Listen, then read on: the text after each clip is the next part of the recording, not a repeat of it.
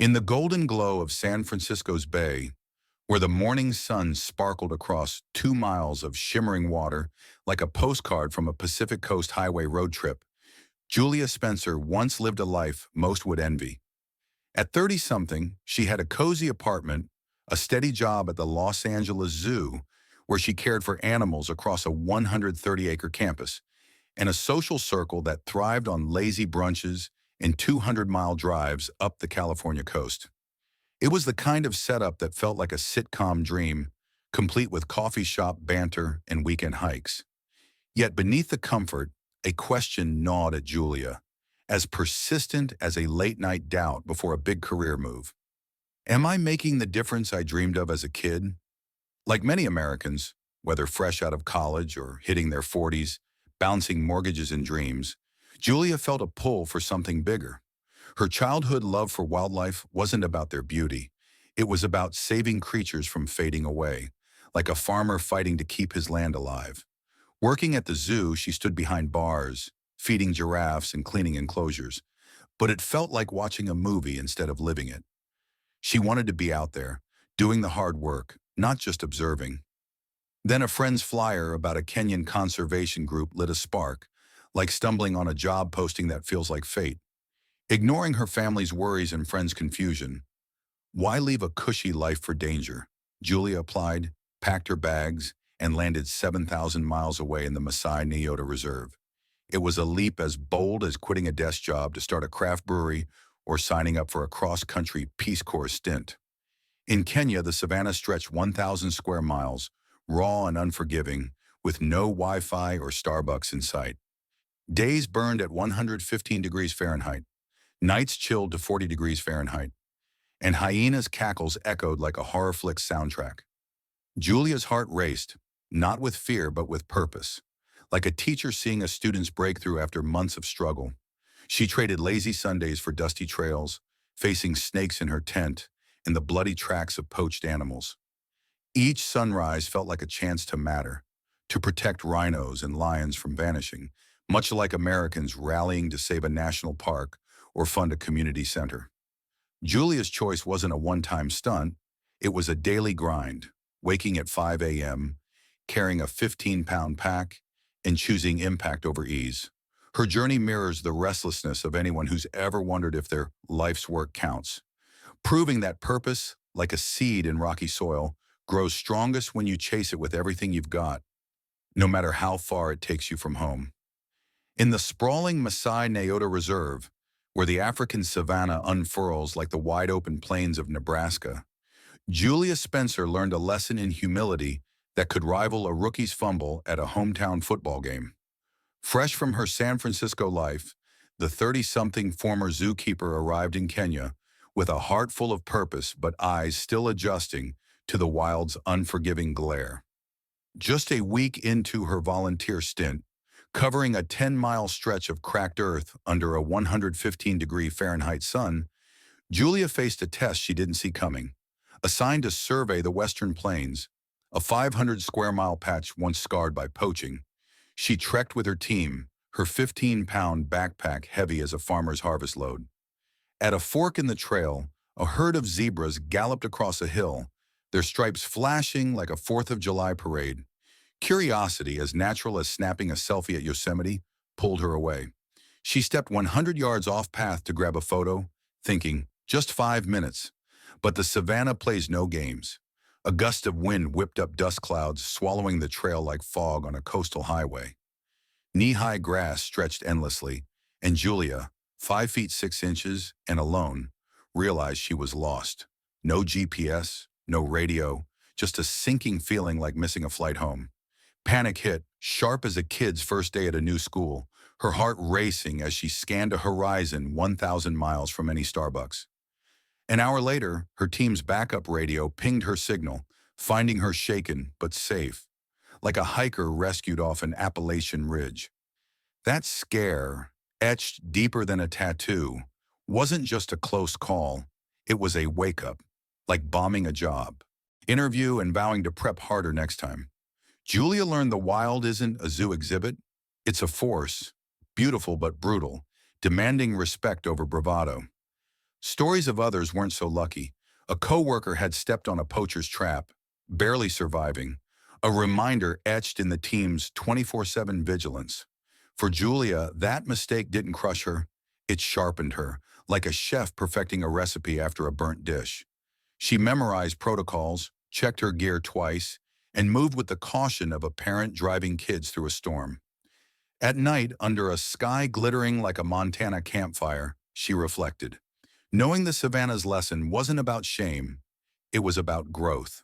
Like Americans bouncing back from a failed startup or a tough divorce, Julia turned her misstep into strength, readying her for the day she'd face poachers and a lion's roar. That humbling moment, as pivotal as a career pivot at 40, taught her to listen to the wild's rhythm, ensuring she'd never again underestimate its power, but harness it to protect the creatures she swore to save. In the rugged Maasai Niota Reserve, where the African savanna sprawls like the open ranges of Wyoming, Julia Spencer forged a bond through compassion that could warm the heart of any small-town American. A year before her life-changing ordeal, Julia, a 30-something volunteer fresh from California, patrolled a 10-mile stretch of dusty trails under a sun blazing at 115 degrees Fahrenheit. Still new to the 1,000-square-mile wilderness, she carried a 15-pound pack and a passion for wildlife as deep as a park ranger's love for Yellowstone. One misty morning, 5 miles from base, she spotted a male lion, weighing nearly 450 pounds, caught in a poacher's metal trap. Blood stained the grass, his leg mangled, his eyes wild with panic, like a dog hit by a car on a rural road. The conservation team, wary of the danger, urged her to leave. A wounded lion could kill with a single swipe, faster than a linebacker's tackle. But Julia, 5 feet 6 inches and stubborn as a teacher fighting for her students, couldn't walk away. Like a neighbor refusing to ignore a cry for help, she stayed, kneeling 10 feet away, her voice soft as a lullaby. For hours, then days, she whispered stories about California beaches, her old zoo job, never touching the lion, just building trust, like a coach earning a shy kid's confidence. By day 3, her patience, steady as a farmer waiting for rain, paid off. The lion, scarred across his neck, calmed enough for a team to free him, cutting the trap under a dawn sky as pink as a Midwest sunset. After 3 months of recovery, he didn't rejoin a pride but lingered near the base, a 400-pound shadow with amber eyes like a stray cat that adopts a porch. Julia never expected he'd remember, just as you don't expect a thank you for helping a stranger change a tire. That bond, forged in quiet compassion, was as real as a handshake at a barn raising, tying her to the wild in ways no zoo cage ever could. At night, under stars bright as a 4th of July sparkler, she'd see his silhouette and feel a kinship, like family you don't need to speak to understand. Her act wasn't grandstanding, it was instinct, the kind that drives Americans to donate blood or rebuild after a flood. Julia's choice to sit with a dying creature, risking her safety for hours across 72-degree mornings, mirrored the grit of anyone who stayed late to mentor a coworker or fostered a rescue pet. That lion, with his scarred neck and steady gaze, became her proof that compassion, like a seed in rocky soil, grows roots deeper than fear, ready to bloom when least expected. A lesson that would one day save her life, as vital as a compass for anyone navigating the wilds of purpose and connection. In the blistering heart of Kenya's Maasai Niota Reserve, where the savanna stretches like the endless plains of Oklahoma, Julia Spencer faced a life-or-death crisis that proved reciprocity can shine brighter than a 4th of July bonfire. On her first solo patrol, a 30-something volunteer with the grit of a volunteer firefighter, Julia drove a rattling off-road vehicle across 10 miles of cracked earth under a 115-degree Fahrenheit sun. Her 15-pound backpack held water, a radio, and a map for the 1,000-square-mile wilderness. But nothing prepared her for what lay 5 miles from base. Spotting a gray truck hidden in bushes, no plates, no markings, she approached, her 5'6" frame steady as a small-town cop checking a suspicious vehicle. 2 men stepped out, silent as she peered inside and froze. A 3,000-pound rhino, shackled and bleeding, its eyes wide with terror, like a trapped steer at a county fair. Poachers. Before Julia could bolt to her radio, they grabbed her, tying her to a massive tree with ropes as tight as a rodeo lasso. Alone 100 miles from help, sweat stung her eyes and despair sank in like a missed mortgage payment. She couldn't save the rhino or herself. The savannah's silence, broken only by wind across 5-foot grass, felt like a countdown. Then a roar split the air, sharp as a firecracker. A pride of lionesses emerged, their eyes glinting like headlights, followed by a 450-pound male, a scar slashing his neck. Julia's heart pounded like a jackhammer, but those eyes sparked a memory. A lion she'd saved a year ago from a poacher's trap, sitting with him for hours until he trusted her voice, like a nurse calming a scared patient. Now he recognized her, his gaze steady as a pastor's prayer. Instead of attacking, he clawed at her ropes, patient as a craftsman, his purr warm as a summer porch swing. The ropes snapped after 10 minutes, and Julia collapsed, trembling but alive, like a hiker stumbling out of a blizzard. The lion stood guard, his pride circling like a family shielding their own, proving kindness can echo back, as sure as a favor repaid at a community potluck. Julia scrambled 50 yards to her vehicle, radioing her team with a voice shaky as a first-time speaker. "Poaching incident! Send help!" Within 40 minutes, rangers and police swarmed, tracking tire marks 3 miles to catch the poachers. That Lions Act, born from a bond forged in compassion, wasn't just salvation, it was a miracle, like a stranger pulling you from a wreck.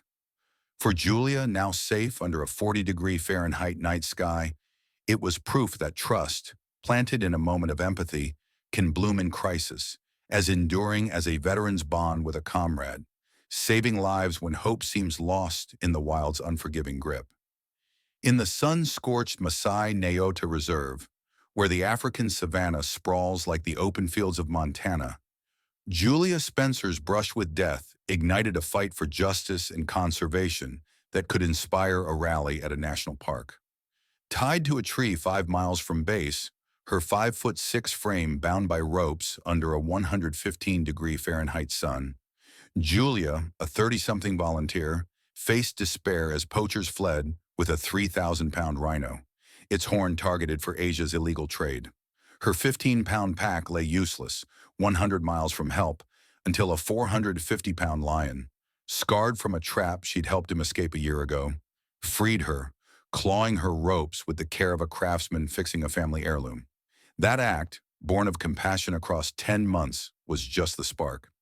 Julia sprinted 50 yards to her off-road vehicle, radioing her team through a 40-degree Fahrenheit dusk, her voice steady as a 911 dispatcher. "Poachers! Rhino captured! Track them!" Within 40 minutes, rangers and police roared across 3 miles of savanna, following tire marks as clear as tracks in fresh snow. At the reserve's edge, 300 yards from a forest, they cornered the truck, sirens blaring like a 4th of July finale. The 2 poachers, caught with the shackled rhino, surrendered, handcuffed like outlaws in a Western showdown. The rhino, trembling in the truck bed, was lowered gently, its wounds, shallow but bloody, treated by a vet as Julia watched, quiet as a parent at a hospital bedside. 3 days later, under a 70-degree Fahrenheit afternoon sky, the team released it near Lake Nyota, a 500-square-mile haven. The rhino stepped free, slow as a veteran returning home, while Julia carried a bucket of water, her gaze fixed like a farmer seeing crops thrive after drought. Back at her 200-square-foot cabin, lit by a single bulb and warmed by a jazz record, she wrote, "A lion gave me justice. A rhino got life." Her fight didn't end with one rescue. Poaching claims 500 rhinos yearly, a crisis as urgent as saving America's bald eagles. Julia's stand, like a community rebuilding after a tornado, fueled her team's resolve, their patrols tightening like a neighborhood watch. The lion's scar and the rhino's tracks became her badges, proof that action, not just feeling, saves species. For Americans balancing careers and causes, her story is a call. Sign that.